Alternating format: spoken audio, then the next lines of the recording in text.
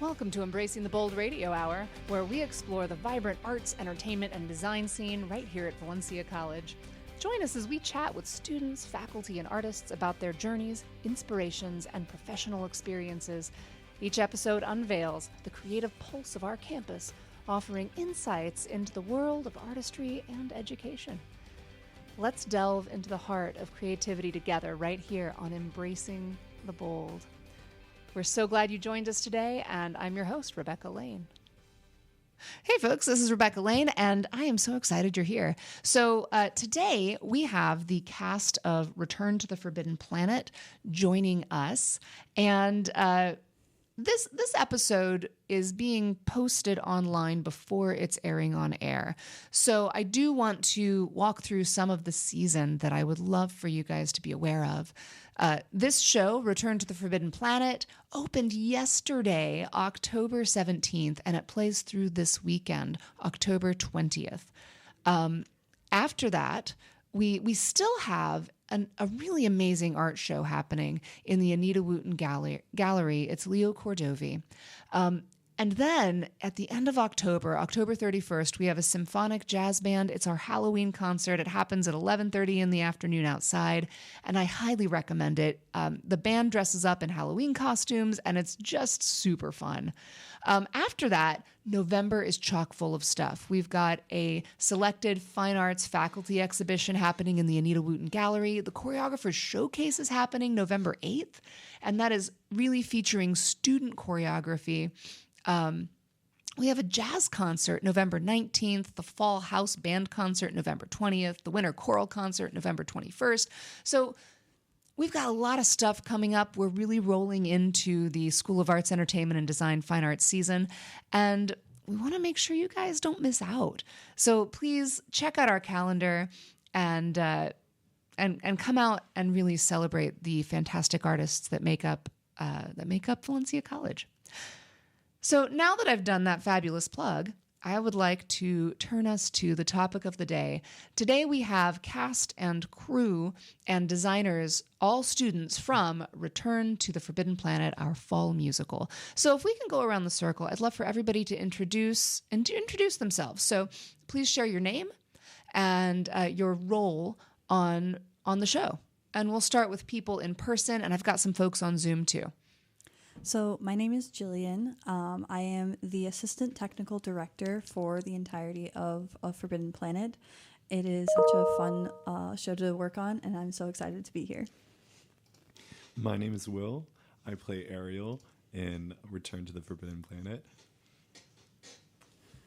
I'm Morgan. I'm part of the damage control crew in Return to the Forbidden Planet, and my character name is Raygun. My name is Trevor, and I play Dr. Prospero in Return to the Forbidden Planet. And my friends on Zoom. Hello, I am Donato Mazzaluna, and I worked on all of the 3D animations for the play. Hi, I'm Juliana. I play Miranda in Return to the Forbidden Planet.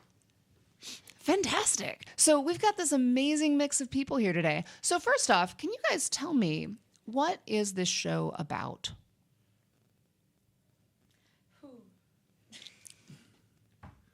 It's very campy. It's very serious. Yes, it's extremely serious. Totally. No, not at all. So it's very campy, Trevor. It's okay. So a little plot rundown, right? Mm-hmm. There's a little survey flight going on. They're going through space. Asteroids. Bam. A tractor beam brings them down. There's a dude there. He's a doctor. His name's Dr. Prospero. Wait, a tractor beam brings them down to where? Onto an asteroid? Oh, onto a planet. Oh, onto a planet. Okay. Mm-hmm. Named Deliria. Ooh. And then wacky shenanigans ensue. There's the doctor and his daughter, who has never seen anyone before outside of the doctor's robot, Ariel, and beep, the doctor.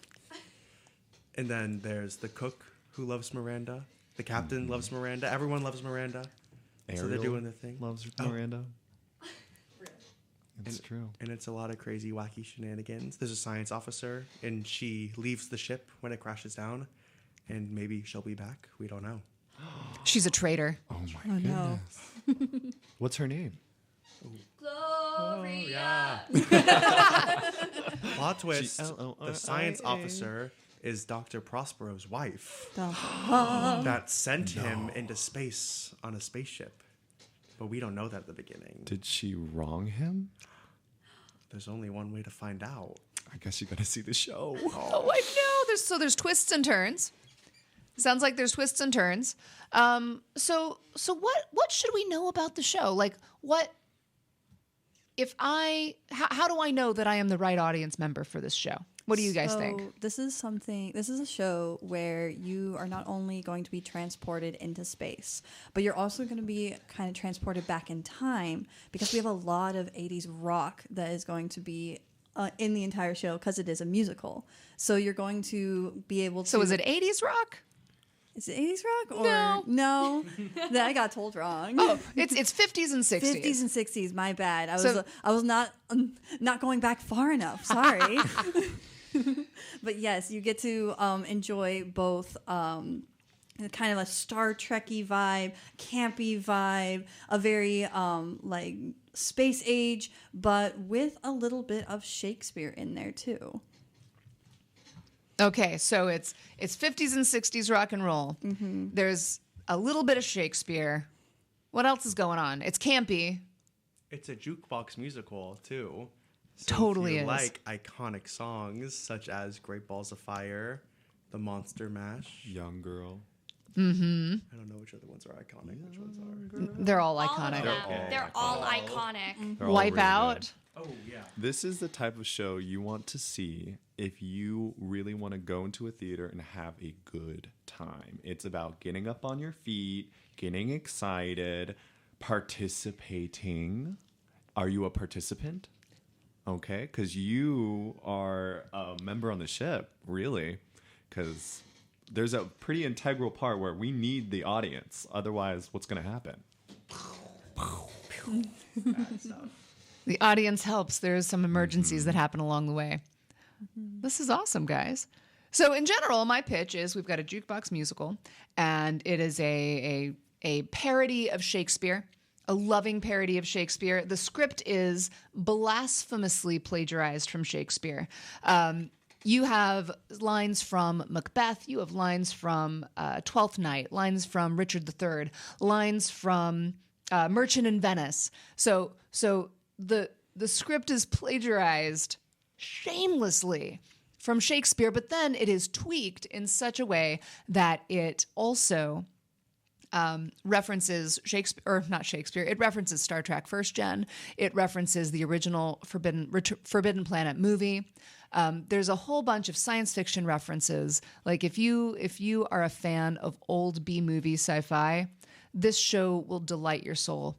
And one of the things that we did is we updated the aesthetic just a little bit. So we're not quite leaning aesthetically into the 50s and 60s. We're leaning aesthetically into the 70s because, man, the 70s glam rock and roll was fabulous. And a little bit of a disclaimer here. I do regularly host the show, but I did direct Return to the Forbidden Planet. So I do have an inside eye on the process. But yeah, so that's a little bit about what this experience will be. It's glam rock, it's Shakespeare, it's campy, it's silly. It was developed as a fringe show in London, so by actors who had a lot of Shakespeare experience. So it really is just this loving romp through all of these ideas. So great. So that's what you're getting yourself into if you come to see it. So let's learn a little bit about the process. So let's start with the design process, because the design process started long before rehearsals started. We started rehearsals for this in like August 2024, late August. But the design process started in like January 2024. So Jillian, can you tell us a little bit about like the design experience? So our wonderful set designer and drafter Sydney, she had been making drafting designs since January, and it was actually, I believe, a school project that she did that she then transported into now our show and our stage.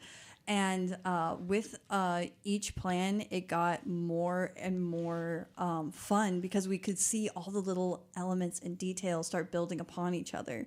Because not only do we need a sliding door to enter and exit the ship, but we also needed all of these gadgets and gizmos and buttons for our crew members to actually interact with so the ship can move, so the ship can actually fly.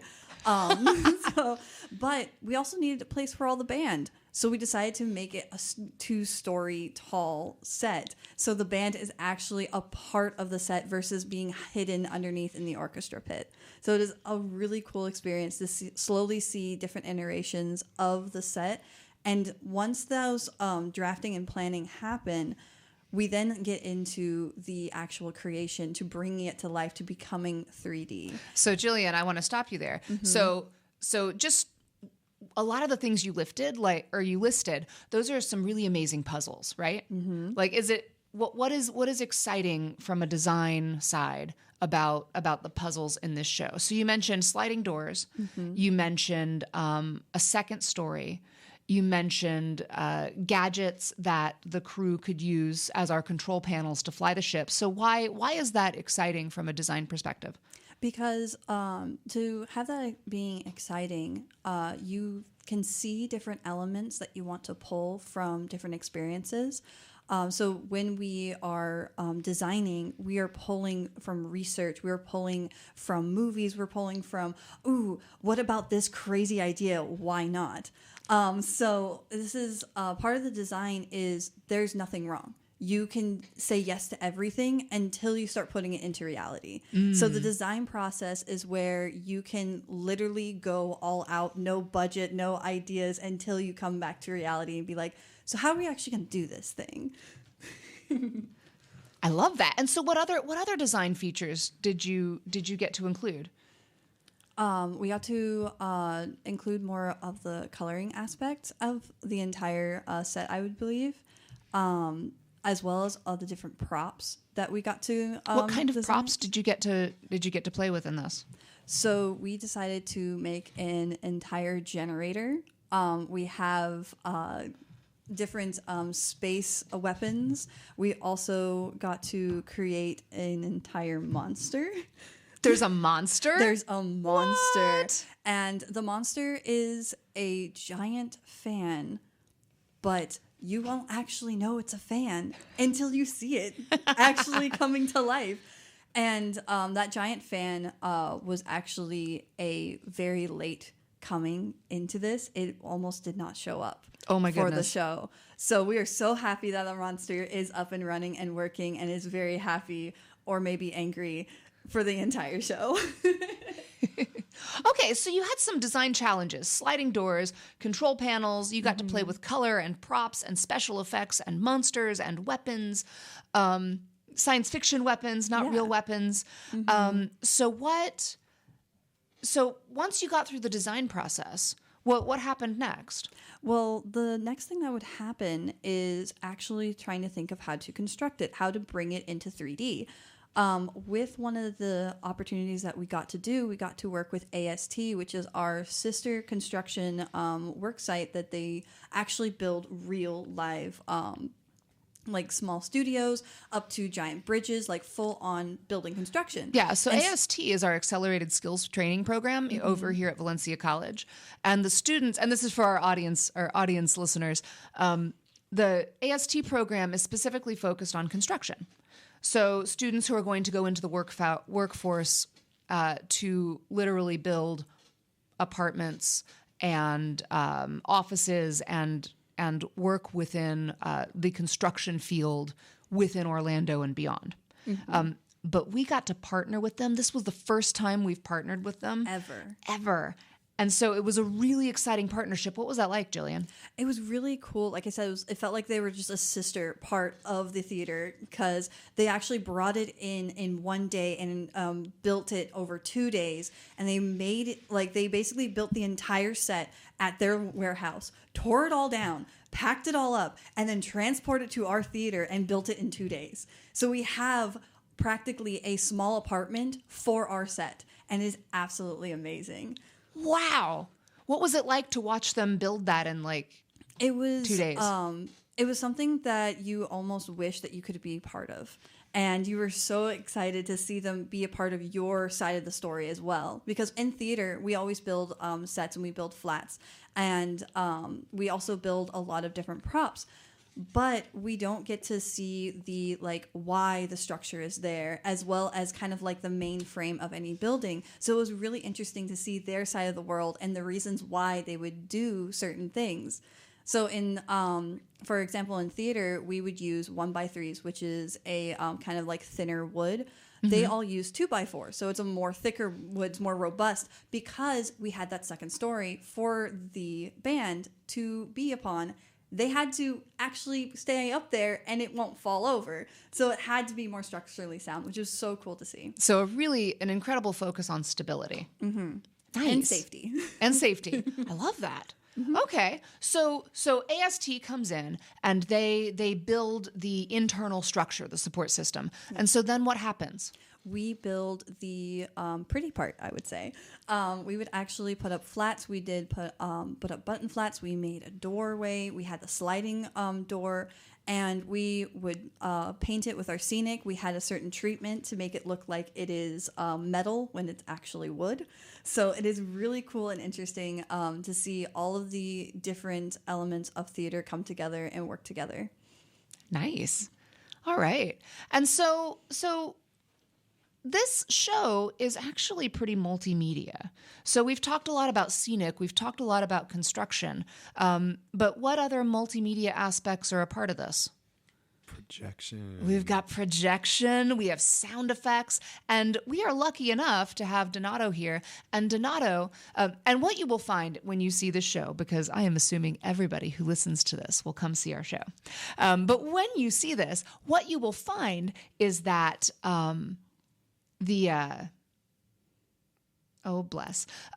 that the show has a number of different kinds of projections. So you're going to see some live video feed. You are going to see some animation video feed. And you are going to see some still photography that's been crafted to make some really excellent storytelling. And so the projection we're going to talk about right now is the animated projection. So Donato, can you tell me how you got involved in this project? Well, how I got involved in this project was pretty much for my digital media, for one of my digital media classes. It was actually an assignment to help out with some of these animations. I was somewhat hoping, or I guess planning, that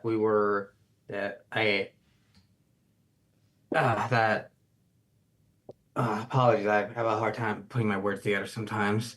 That's okay. Anyways, I was somewhat hoping that me and my fellow students would be able to collaborate more, but unfortunately, some of them had a lot of other stuff going on, and with the hurricane, there's let's just say it's a busy semester for everybody.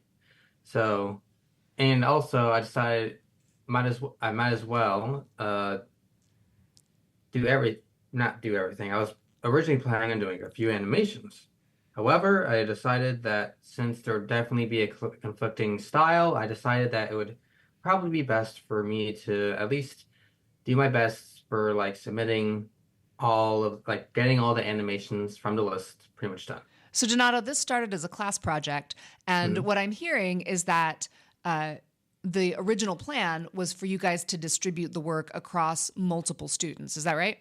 Indeed, yes. But it turns out that you were the student who had the time and the vision and the energy to actually finish the project. Is that right? Yes, I don't want to discount my fellow students, but yes. Oh, no. I mean, one of the things that happens, especially when we're making things class projects, is that we have varying levels of interest and time to be able to complete things. And so I'm not discounting your peers, because I know that they were very excited. And I know this became a class project no matter what. But I do want to celebrate that, Donato, the work that you did was more than you had originally been assigned to do. Yes, it was. So the animation work that you did for this project went beyond what you would do for a class, and you really stepped up and put in a lot of hours you weren't expecting to. Is that accurate? Yes, because the actual project I was working on would be used and seen by a lot more people than my teacher. Yes. And before we go any further, I want to know a little bit about your process, Donato. But before I learn about your process, I just want to hear from the cast and crew that are here. What are your thoughts on the animation that you have seen? Honestly, it just really brings the show together and like brings it to life, and it gives us as the crew something to really like react to, and the audience also something to react to. Sorry. Thank you. And honestly, it's just so funny. Like, everyone just laughs. Like, we love it. It's also really, really, really good quality. I just found out, I didn't know that they were made by a student. I thought they were like the professional ones you buy along with the rights of the show. I did not know they were made. I thought that they look super, super professional. They're really cool. Thank you. I truly was like, I went out into the audience and I was like, all right, I'm going to take a look at this. And I look up and I see the animations, and I turn to Rebecca and I say, who made this? How did we get this? This is so cool. And the animations, as well as the video that we get with the projection as well. But I was thinking, like, in theater, we know the shoestring budget. Like, whole idea of like, let's do everything on a shoestring budget. So like, you never get your hopes up for anything, right? Because you're like, oh, let's just put it together with all the mustard we have.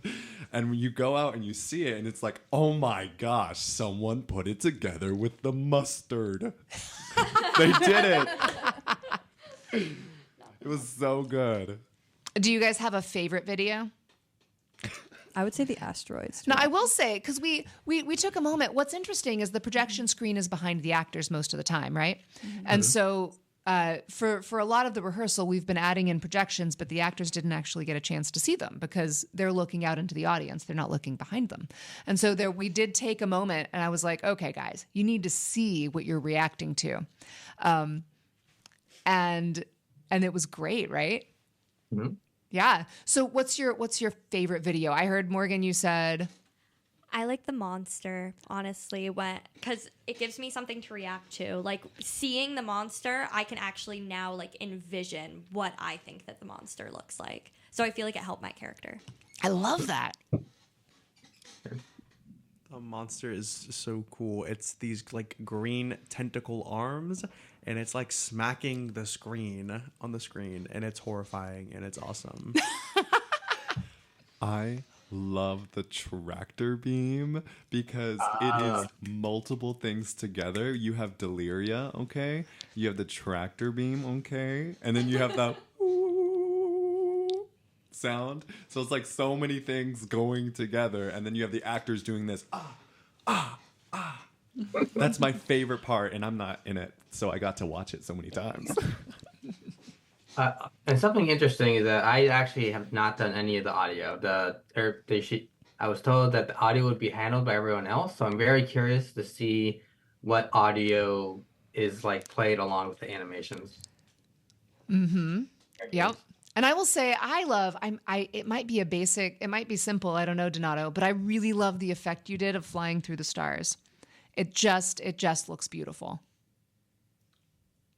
So we've got the spaceship flying through space, and it's just like you're looking out like the front window of a car, right? The windshield. Yeah. Mm-hmm. Yeah. Except you're in space. So, and then, and there's an explosion. I love the explosion.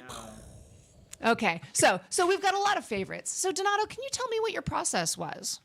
All right, so I just want to quickly admit a few things. Number one, pretty much all the assets I used were like pretty much already pre-made because simply put, there was not a lot of time to work on this, and let's just Fair. say this is like the second time I have done something on this scale. The first time I've done something on this scale, it was not personal project, more of a class project that basically had 3D, where I matched 3D backgrounds onto a green screen because I wanted to try something new and whatnot. Unfortunately for that one, I didn't have enough time to actually like do all the visual effects and whatnot. Thankfully, and thank you, Dominic DePaulio, for pushing back all my due dates for his class, so I could actually so I could actually focus and get these animations done. And also another thing, back to the assets, what I did was I found a bunch of free assets online. So I don't really think I designed anything except for the drop pod that I made, or the escape pod that you see when the ship is crashing. Yeah, the escape pod is cool. Yeah, I actually just like designed that, and like one evening when I like discovered a new cool modeling technique, because that was very fast. And what else? Oh yes. So pretty much my entire thought process was originally I wasn't really sure what I would be doing because I didn't really have that many resources. I knew one place where I could get resources, which was Quixel, because they had a bunch of real life scans of everything. That's what I've been using. But sorry. Sorry. Something got stuck in my throat. Anyways, but then after I attended a technology meet at Valencia, I forgot exactly what it was, but it's basically an event that's hosted by the digital media class. Mm-hmm. Yeah. So yeah, basically what they do is that they have a bunch of people presenting their work from professionals in the industry, and they also bring plenty of other people to help give feedback and also just observe and get info and see what their thought process was. And speaking of, one of them, in fact, gave me basically just gave me an incredibly valuable resource that made all of this possible. Like literally, if I did not have it, nothing what you would have gotten. You definitely would not have gotten what you gotten. So because you had access to this local community meetup that was hosted on the Valencia campus through the digital media program, you were able to take your work from what you were imagining into something that's a much bigger plane, right?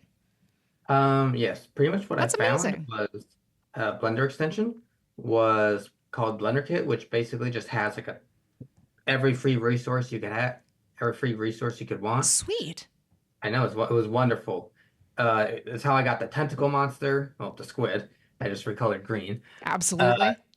It's how I got the trees. It's how I got the asteroids. It's literally how I got everything besides like 2 rock pillars that I already had. Yeah, all this. I would like to explain all my secrets for everything I have done for the things, including like possibly errors. But for like the sake of you not like having to go, oh, wait a minute, this dude told me about this mistake. So now I'm going to be focusing on when those mistakes pop up instead of, the actual play. Well, you don't have to tell us about your mistakes. What I love hearing is like, how did you decide which squid to use? Were there options? There was like one option, kind of. You had one option. I loved it. Precisely. It was a very good option, which is why I used it. So, yeah. So it was actually a squid that somebody made. Unfortunately, I do not. Since all these assets are free, I had not been keeping track of who actually made them. Mm-hmm. I'm sure they're fine with their work going uncredited since they pretty much posted it up for free. So, anyways, I'm thinking about it. For the squid, they actually like had bolt thing that lets you like change the squid's color. Amazing. I know. So they had like a cuttlefish effect on it. Mm-hmm. Very cool. So did you So- end up doing any creative research, like to help you figure out where you wanted to go with these? Yes. So one of the things that I wanted to make sure I got, because you said you wanted like the effects that kind of look like something out of Star Wars or something closer to that era. Star Wars, Star Trek, all of Yes. the above.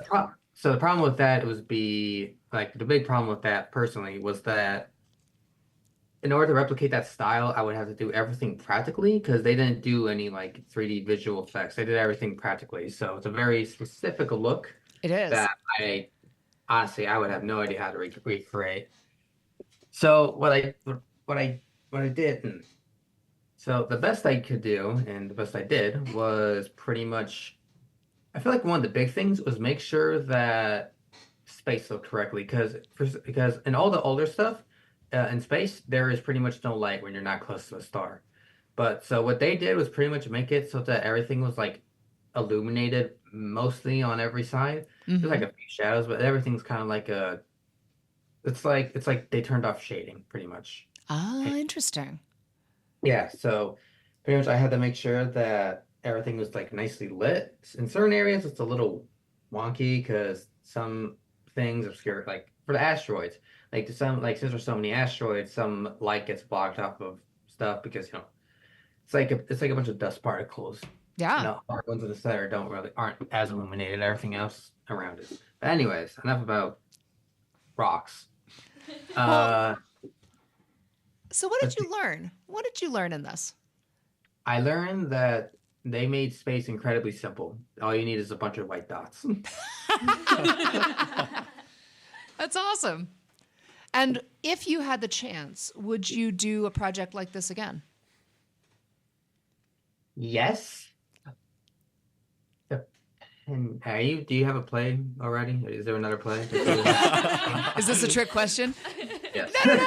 No. I mean, and have you done theater before? No. So this is your first foray into making video for theater? Yes. Unless you count like some art projects from my middle school stagecraft class, then yes, this is my first thing. That's really cool. Mm-hmm.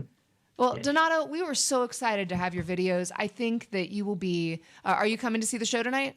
Yes, with my entire family and apparently my sister. So yes, I think that for you are you. going to be really pleased with what you see. Oh, I bet. Oh, and we are so excited. We're so excited to share it with you. So thank you. You're very welcome. And thank you for this opportunity because this is going to look great on my resume. And you know what? That's the point, right? Yeah. That's the point. And so what I love about this, we've talked about this a little bit, but I really want to emphasize, like, we got to collaborate with so many Valencia College folks outside of theater for this show. So for example, Donato, this was part of his class, right? So we collaborated with digital media as a class project. We collaborated with the Accelerated Skills Training Program. They built the foundation of the set. We also collaborated. We don't have any band members here today, but our band is all Valencia College students. So it's the Contemporary Music Ensemble is our band. So we certainly have a number of professionals who are working on this show, but really, like, our set designer was a student. Our band, students. Our projection design, students. Our actors are students. Our scenic design, props design, it's all students. So I'm really proud of that. And I'm really proud of everybody who came to be a part of this. So Donato, thank you for being the voice of one of our student designers. And I'm so excited for you to see how what you did creates the larger world of the theater show that we've crafted together. So thank you. Thank you. All right. So now we've talked a little bit about our scenic design. We've talked about the build. We've talked about projections. So let's talk a little bit about the theater process. So we did auditions in late August, started rehearsals in late August, early September. So my fellow actor friends, what before you auditioned, what did you think you were getting yourself into? I had no idea. I had roller skates that were like 10 years old, and I saw, we need roller skates. Please come in with roller skates. And I was actually told by all of this. I was on Facebook actually. I'm on Facebook chronically, on the Valencia Arts and Entertainment Facebook. And I saw it and I was like, okay, I got to do this. I got to at least try with the roller skates, right? And I had no idea what things I would get into doing. And I didn't know how much Shakespeare dialogue would be just ripped from the man himself in multiple shows. And it honestly felt like from not knowing what was going on to kind of understanding. I was on my way here. I was driving. I was like, I feel like I understand that the people who made this really liked all of the components they put into it. It was like they put it all in there to be like, this is my favorite thing, and now you get to have my favorite thing. It is a mashup of random things that are just put together with loving delight. You're so right. It's baklava. Yes. Yes.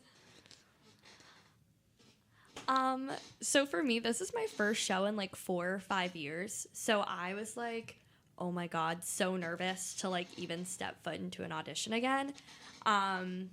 And I feel like this environment was just so like welcoming and stuff. So it made the experience so much easier, just like the cast and crew. And I had no idea what I was getting myself into, but I was so excited. Thank you.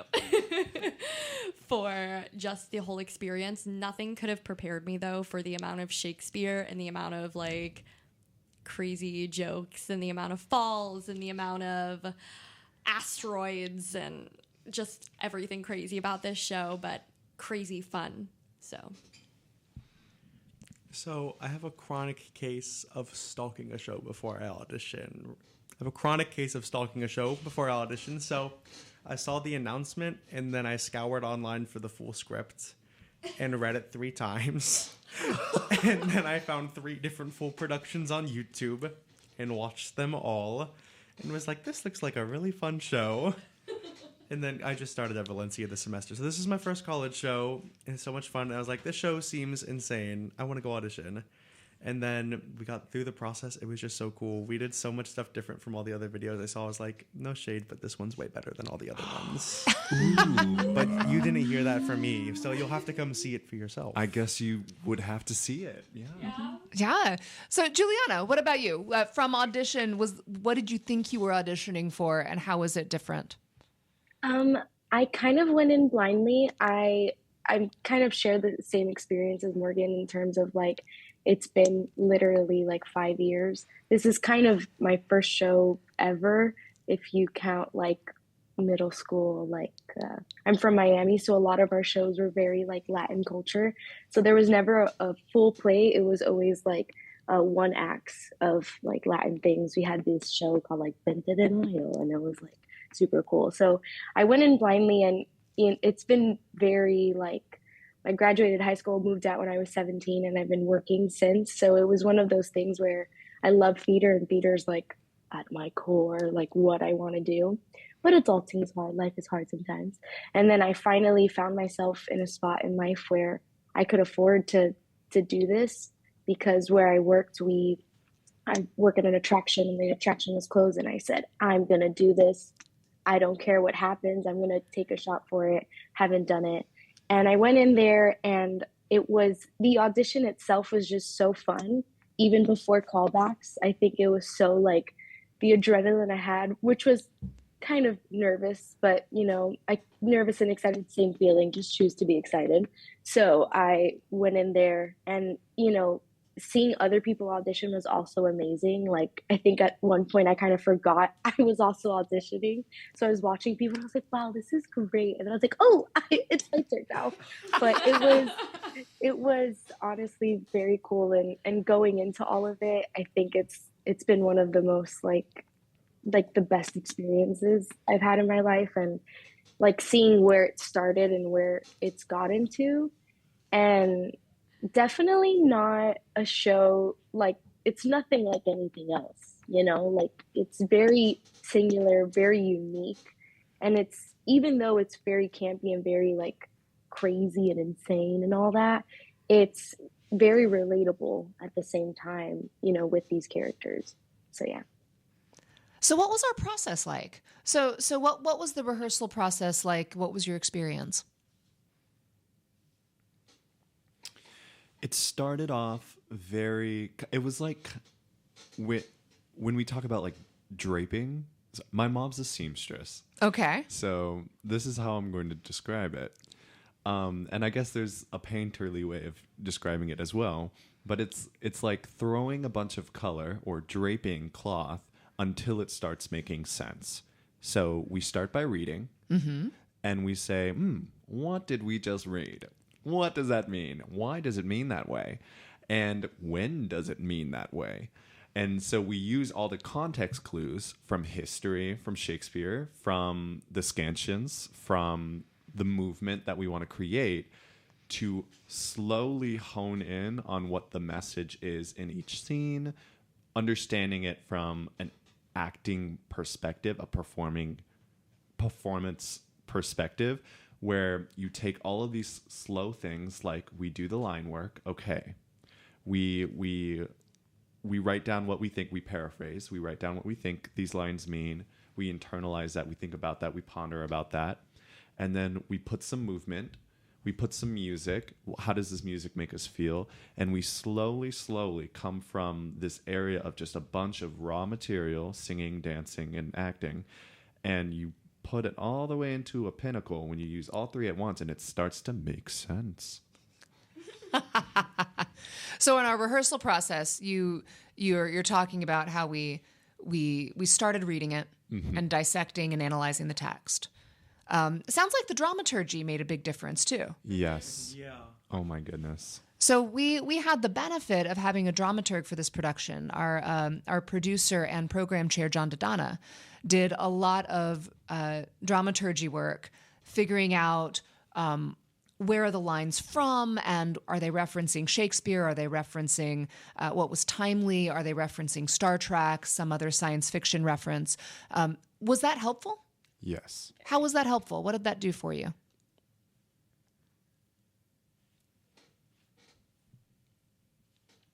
We've got some navigating on who's going to answer this. Okay. The show was a little confusing at first. There's a lot going on, and it's all in Shakespeare. So I haven't done anything Shakespeare before. So coming from someone who has never done Shakespeare, doing a show that's fully written in Shakespeare and almost every single line is pulled from random Shakespeare plays, it's a little bit confusing. And the context of the Shakespeare lines in this show aren't always the same context that they are in the original text, but a lot of the time it's very similar or slightly twisted. So it really helped to know what the original lines meant in the original text and what context they were put in, so we could take it and mold it and put it in our own context within the show. Yeah, because even when you're doing straight Shakespeare, and that's a loose term I'm using, because when is it ever straight Shakespeare? Because it never really is. When you were putting on a production, we're about to do Hamlet. When you're doing that, you are going to do the text work. You are going to do the history work. You're going to say, what did this mean at the time? Is this a joke? What does it mean when you call somebody a wench? Like, what is that? And you have to fully understand, like, when you're saying things with a certain amount of syllables, or you're saying things with a certain character, who's speaking, who originated this line, which character spoke this line originally, you find out a lot about what the intention is, because there's no stage direction in Shakespeare.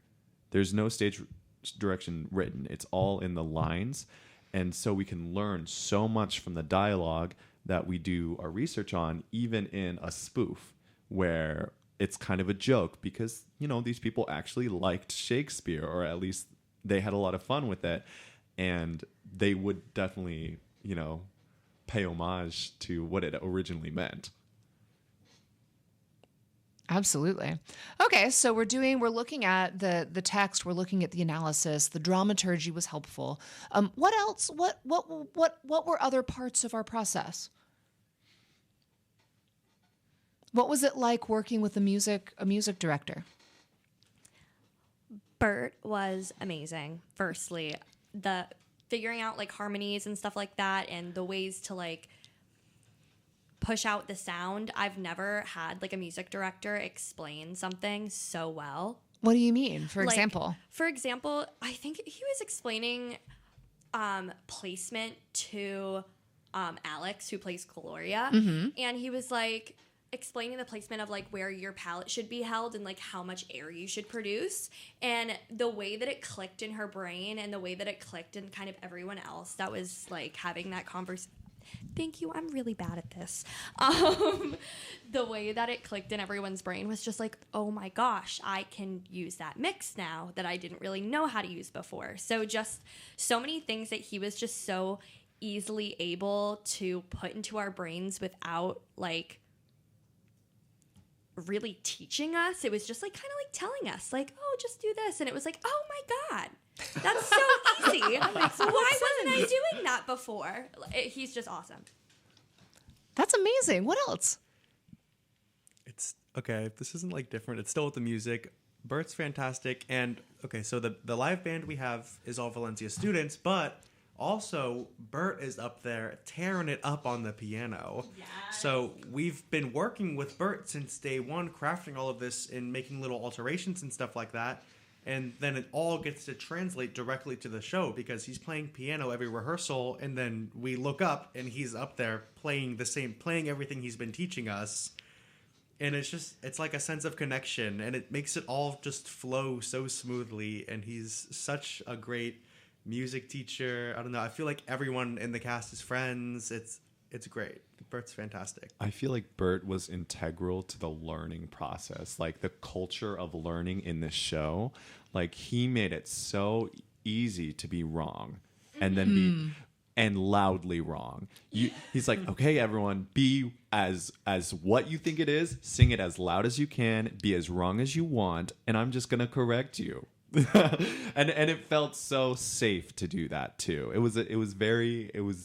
was very thankful because me personally, singing is my like anxiety. That's where I hold a lot of my anxiety in performing. So I was like, Bert, I have so much anxiety, and I'm going to have so many questions because that's how I move through my process. And Bert's like, well, guess what? I'm ready for all of your questions. I'm ready to make this simple for you. And he really does. I can ask us like a silly question. He's like, oh, well, it doesn't matter how silly the question. I'm going to tell, well, it's this. I'm like, oh, you're so right. You're so right. Thank you. He's like, the tempo actually doesn't change here. I get why you're confused, but it doesn't actually change. I'm like, oh, okay. And I never feel silly or goofy. And I always feel safe to be like, Bert, I'm confused. That's amazing. Yeah. He was always open to letting us mold the music to fit our characters and voice better. If anything was ever too high or wanted to be brought down, he was always open to showing us how it would sound. At the beginning, Process was misunderstood. We were singing it, and I was like, it was like, this is like an awkward placement. Can we bring it down? He was like, yes, of course. And then like 10 seconds later, he's playing it an octave down. I was like, oh, awesome, cool. Very like, if anything didn't feel good or it didn't feel like it was sounding good, he was always open to changing it and workshopping it until it does feel correct, which was awesome. Fantastic. And we also, so it's clearly a musical. There's a lot of singing, a lot of music. Did you guys do any creative research on the music? I know I looked up a lot for, I think Robot Man is my favorite song, and hearing the style, and Bert helped a lot with that. I think one of the most integral parts was about how do we, even if it's solo or as a whole, like how do we sing these certain lines as they relate to what the scene was talking about before this song.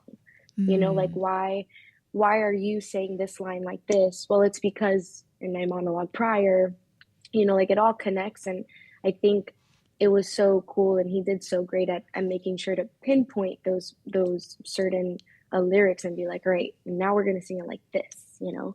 And it was really really cool. And the research I did, I think obviously because it's very like 50s 60s, and it just plays into kind of like the ridiculousness of the show, you know, in a way. Like you go into this monologue and then you're like, oh, I have to now sing this song. And it's a little, you know, you're so used to musical theater and it being very like Broadway and here you get to play with still, you know, you're singing. I don't know how to explain it. Like you're singing the song more as a song as opposed to speaking through the song, which usually is not expected in a musical, but here it works because it plays into everything. Well, it's fun because it's totally a jukebox musical. And usually one of the things that's hard with those is that we've got these songs that we understand from very different contexts. And they're often like plugged sometimes awkwardly into the plot. But these songs aren't like, they're not plugged in awkwardly. Like they really tell the story.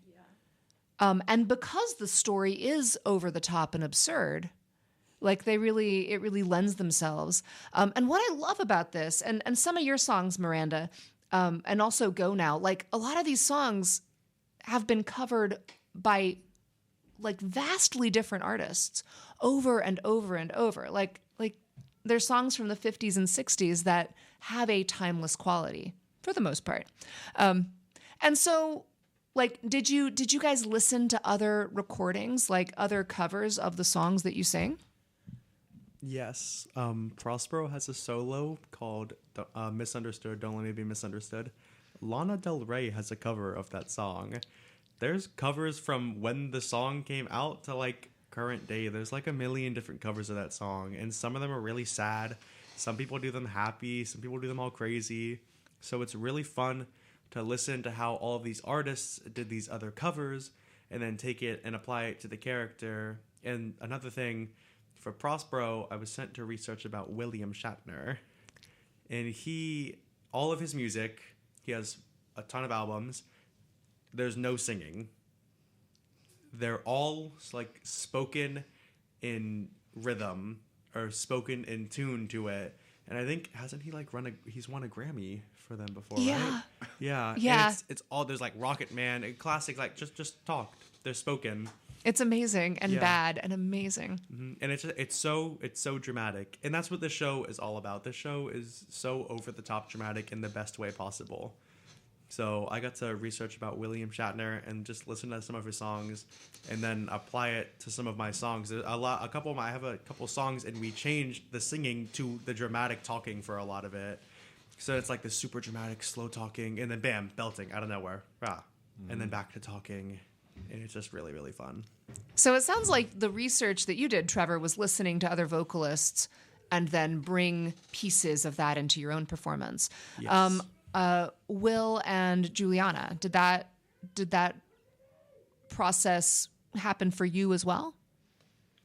It happened for me very emotionally with the song. For Who's Sorry Now, I had an original vision for what it meant. Mm-hmm.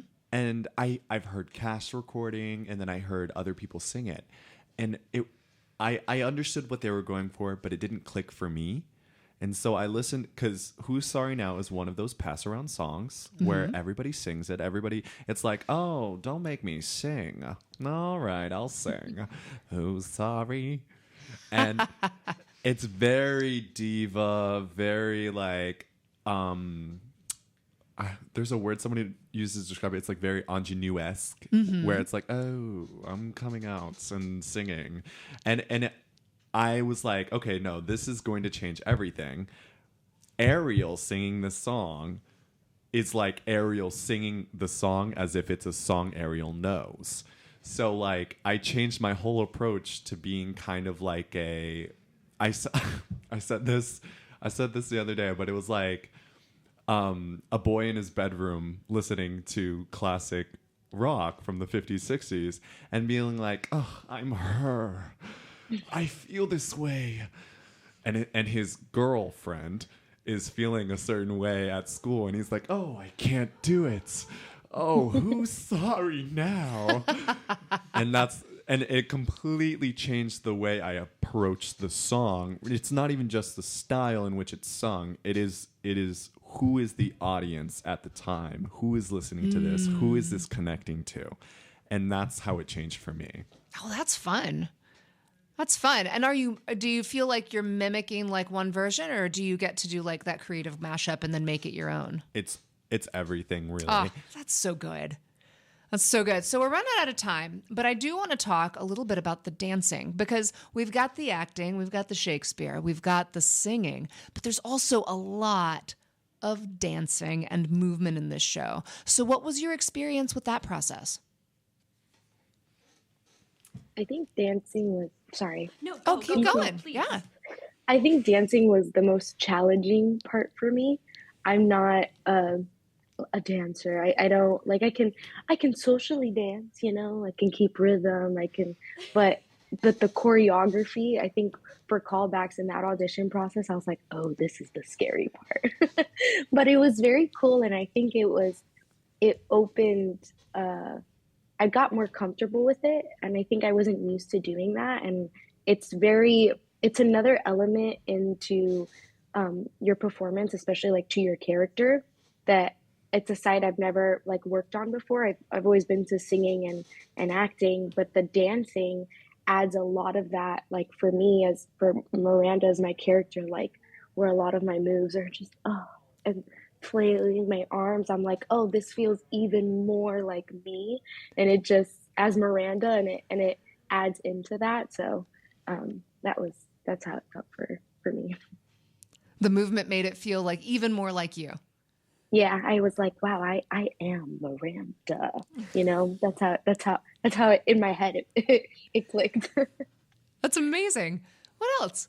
What was it like working with Holly? Because Holly Harris was our choreographer. What was it like working with her? I'm seeing you guys are making a lot of these lovely nonverbal hearts and faces, but we're on radio, my friends. Heart. Love so much. Love Holly. Holly was awesome. She just made it such a safe place for all of us. And I feel like we all came in with such different skill sets in dance. Like some of us had been dancing for a long time. Some of us had literally never danced before in our entire lives. And she just made it so the dance moves were doable for everyone. And we were all able to easily go up to her and be like, how do I do this? What is this? I've never like moved my body in this way before. And she'd be like, don't overthink it. Just do it this way. And it's like, oh my God. Okay, Holly, you know how to work with my brain. Thank you. Like for me being directionally challenged, like she's like, no, worry, just the other way.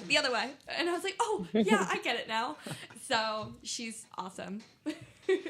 I was on roller skates for 6 weeks, and pretty much every single rehearsal, there was very few times where I took my roller skates off, and especially during choreography, it was very important to keep them on.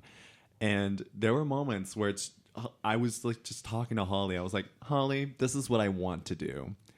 Let me try on this reality for you. And I did the same to Rebecca. I was like, this is what I want to do. Tell me how it reads. And I was just like, gah, gah, gah, on roller skates. And sometimes Holly would be like, oh, it lives, it eats, it breathes. And then other times Holly was like, no, don't do that, my love. Do something better.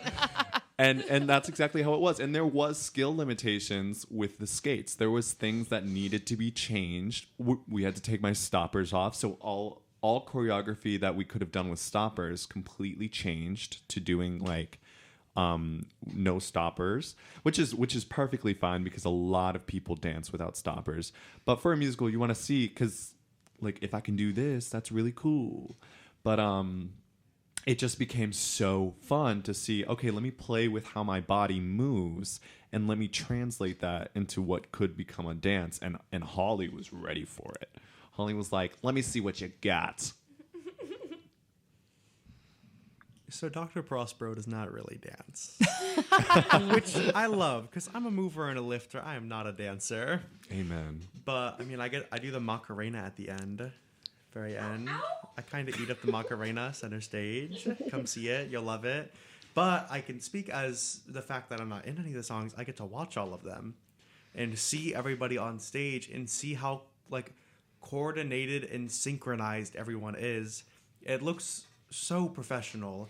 Maybe it's because it's my first college show and this is leagues above high school theater and like town community theater, but everyone is so talented. And even if even if it's a song where the dancing isn't crazy, it still looks crazy. And it's like so synchronized and everyone is always perfect with it.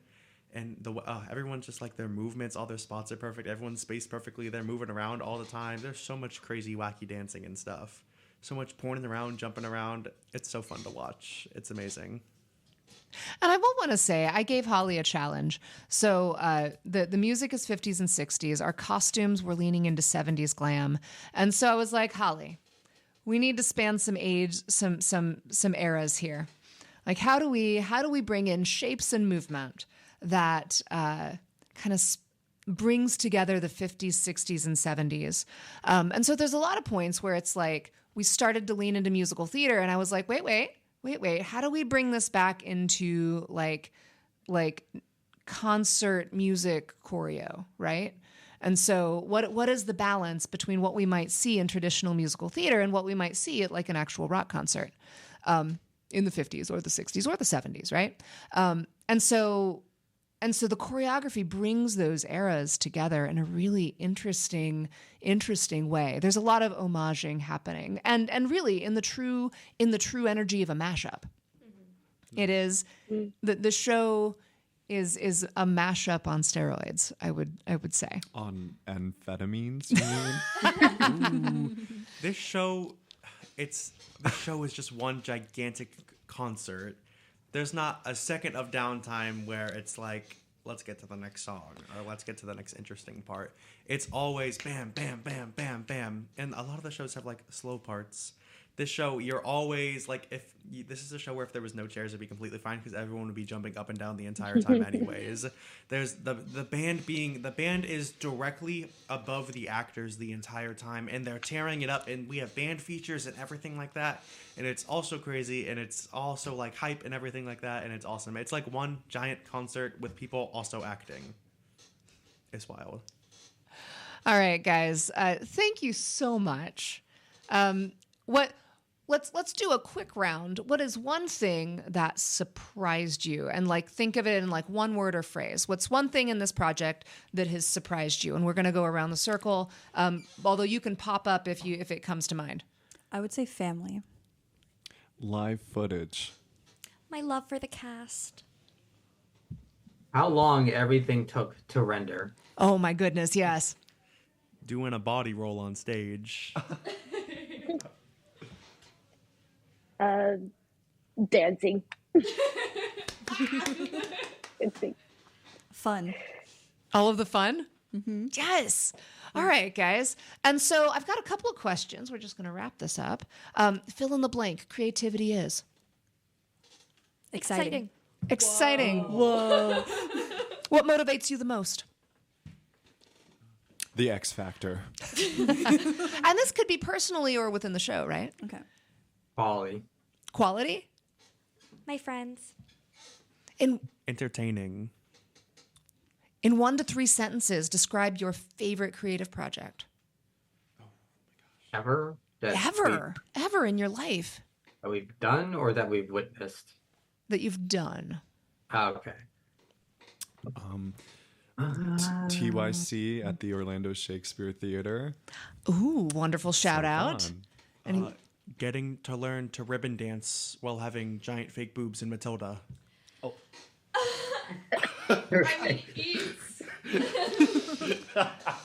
I would say just working here and being a part of the amazing team at Valencia. Yeah. Oh, I was going to say, yeah, probably getting back into theater and doing this show is so much fun. Yes. In one sentence, what does being an artist mean to you? The ability to create storytelling. Being proud of your work. Oh, that too, and also do your job to your best of your ability. Making people feel emotions with your actions, entertaining. Being dedicated to grow. Ooh. And what is one thing that you are deeply grateful for right now? Family, friends, and the God Almighty. Showers after shows. Water. Water, I love it.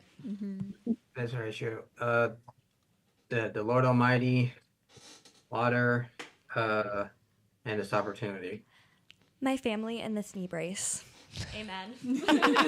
Becoming friends with everybody throughout the show, I was so scared to talk to anybody at all at the beginning, and now everyone is such good friends. We go out to dinner, we all hang out, we all have fun. It's so fun. Birthday. I truly meant you guys are family. Like, you guys are so amazing. The teamwork that we have here is absolutely to die for. You guys, it has been such a pleasure to speak with you today, and it's been such a joy to work with all of you. This show, I'm really proud. I am proud of the journey, and I'm proud of the growth, and I'm really proud of the product. So there's a lot, and you know what? The team was amazing, from the designers to the crew and the scenic, to the actors and the musicians and the creative staff. You guys, this has been a pleasure. We couldn't have done it without you. Ah, Real. Very Shout out, true. Rebecca. Let's go! y'all are making me blush. What are the dates again so they can come and see it? I love that you're asking me that. So the dates are it's tonight, October 18th, tomorrow, Saturday, October 19th, and those shows are at 7:30 p.m. And you can come see it on a Sunday matinee, 2:00, on Sunday, October 20th, all at Valencia College on the East Campus in our Performing Arts Center. So that's our main stage. Tickets are $15 for the general public. They are $10 for anybody who's a student. You can purchase your tickets online, and you can purchase them at the door. And we've got some seats available, my friends. So walk-ups and last-minute purchases are welcome, although purchasing in advance is always exciting. We're so excited. We're so excited to share this with you. And thank you to everybody who joined me today. Is there anything else you want to say before we go? We have our reception after the show tonight, so if you're thinking of like, oh, what night should I come if I want to meet everyone afterwards and meet all the wonderful crew and everyone involved, come tonight. Stay after the show. Where is it, the reception? It's going to be in the atrium in Building 3, so right next door. If you come to the show, we'll direct you to the reception afterwards. All right, guys, thank you so much for joining us on Embracing the Bold. We will see you next time. And we are so thrilled to share the amazing work of Valencia College student staff and the Orlando community with you. Come see us.